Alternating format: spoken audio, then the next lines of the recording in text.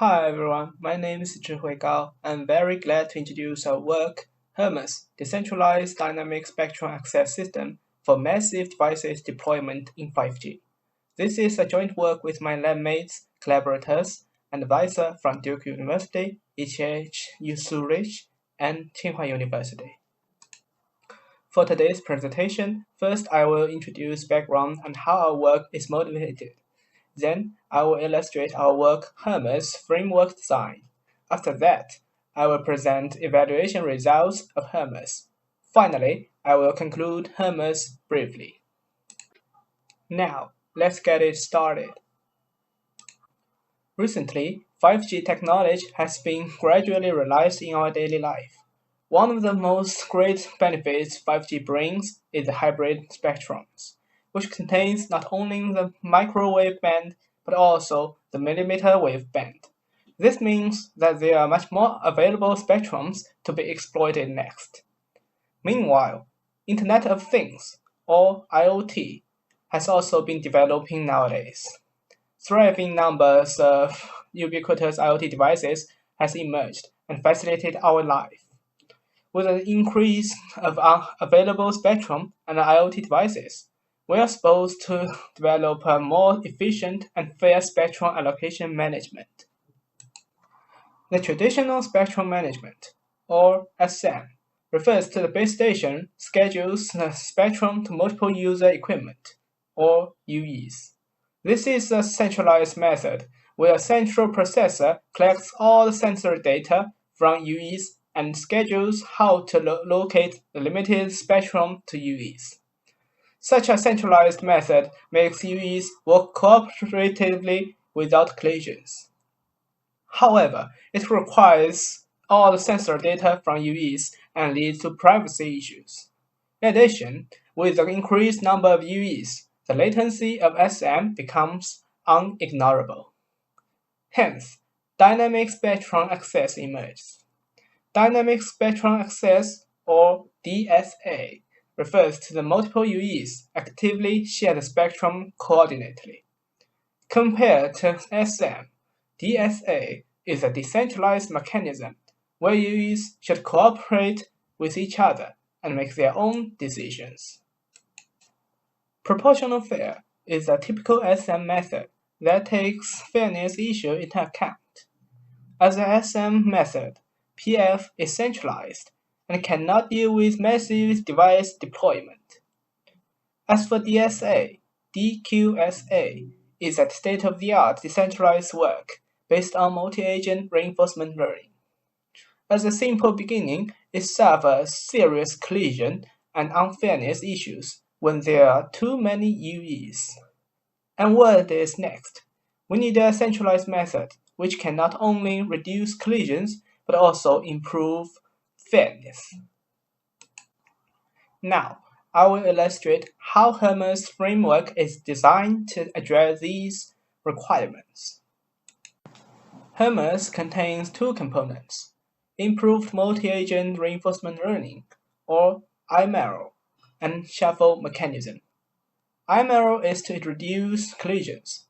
Specifically, a deep queue network model, or DQN model, is deployed on each UE to learn the strategy that adapts to wireless environment. Besides, shuffle mechanism is to improve fairness.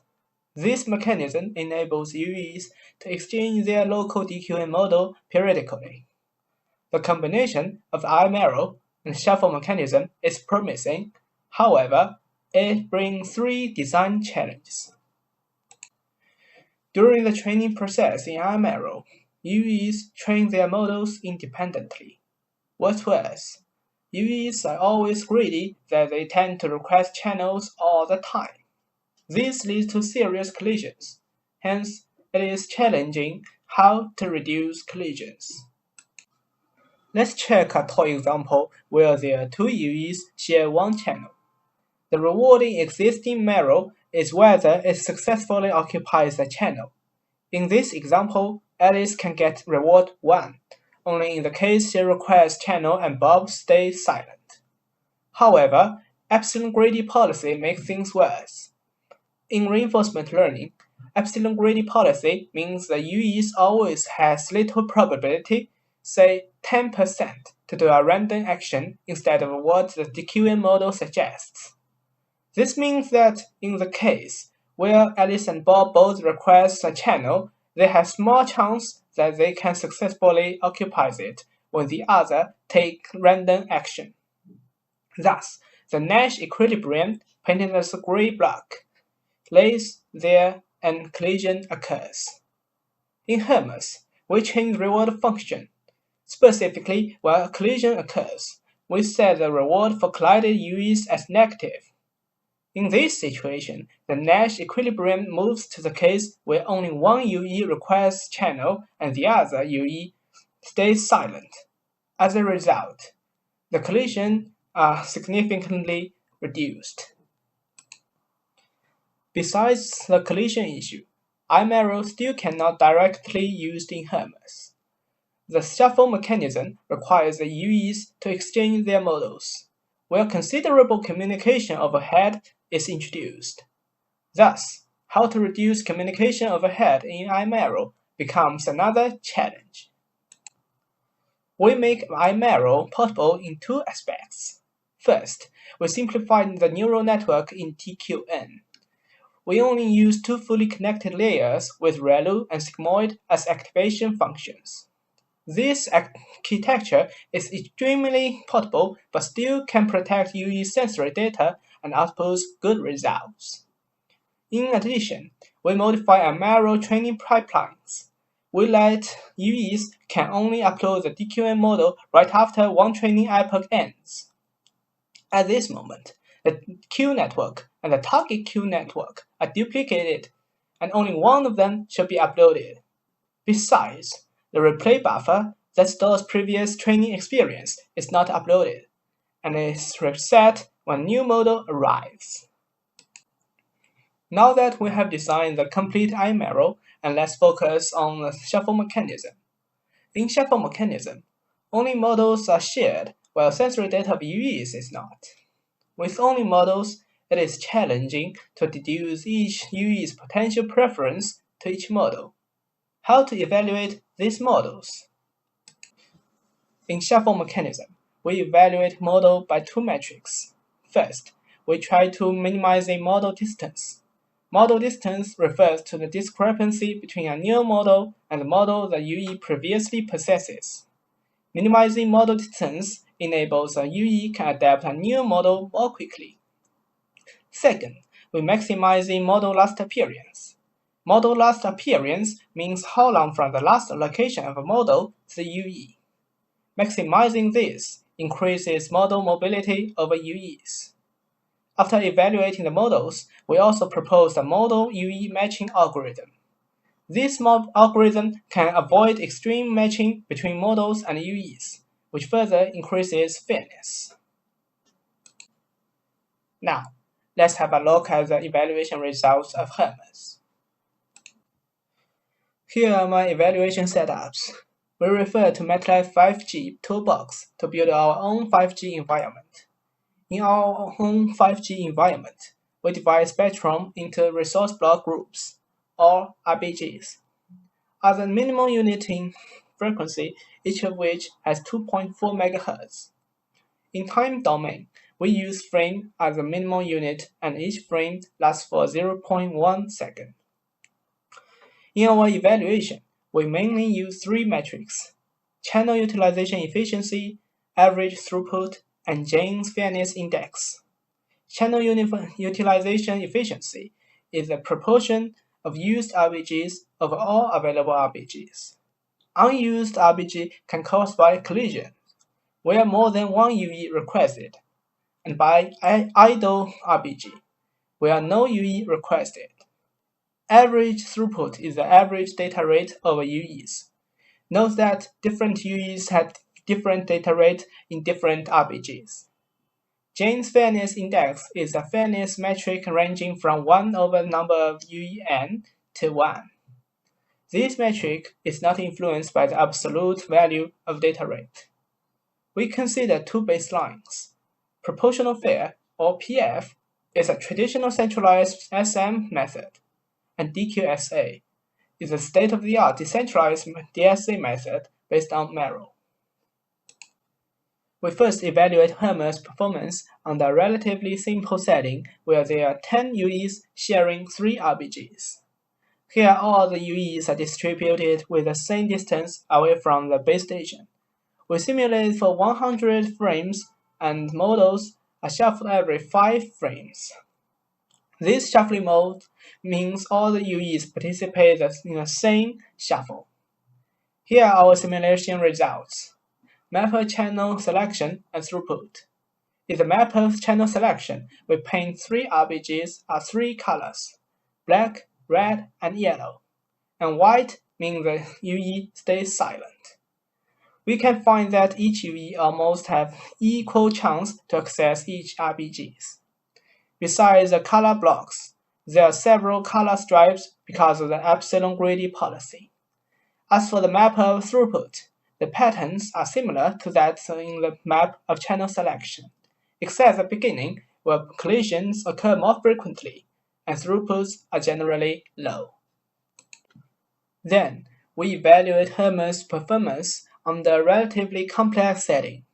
There are 20 UEs and 6 RBGs. This time, we examine Hermes performance against baselines in the 3 metrics. We first plot channel utilization efficiency over time of Hermes alone. Hermes converged around the 100th frame. After converged, Hermes channel utilization efficiency stays over 80%. It cannot reach 100% due to the epsilon greedy policy. In the middle is the average throughput of Hermes, DQSA, and PF. The average throughput of Hermes is a little lower than that of PF because it cannot make 100% use of RBGs. Yet, its average throughput is much higher than DQSA, which suffers great collisions. The table on the left is the Jane fairness index of the 3 method. Hermes is slightly better than PF, and they are much better than DQSA. We also evaluate Hermes robustness with different simulation parameters, different UEs, different RBGs, and different UE deployments. We show the impact of UE number on the right. As the UE number increasing, the channel utilization efficiency decreases slightly because there are more chance for epsilon greedy policy that causes collisions. As for the impact of RBG number, the channel utilization efficiency is low when there is too few RBGs and it is too competitive. When there are too many RBGs, it takes longer time to converge, and the overall channel utilization efficiency stays low. On the right is the impact of UE deployment, or specifically different UE distance interval away from the base station.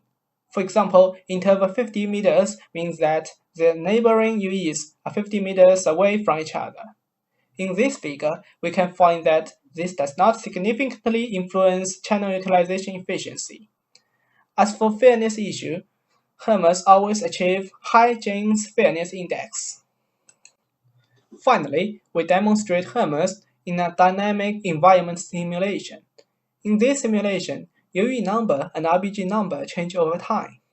A half UEs are added at 500th frame, and half are removed at 1500th frame. RBGs are added one by one every 100 frame at the first half time, and are removed at the second half time. For each shuffle, only a small proportion of UEs are activated and participate in the model exchange. This runtime performance shows that Hermes is capable of adapting the environmental changes in no more than half second. In the last section, I will present conclusions of our work. We present Hermes, a decentralized DSA method in 5G with a consideration of massive UEs. Hermes significantly reduced collisions and improved fairness compared to the state-of-the-art decentralized method. Hermes is able to adapt environmental changes within 0.5 seconds. Thank you for your attention. Please let us know if you have any questions.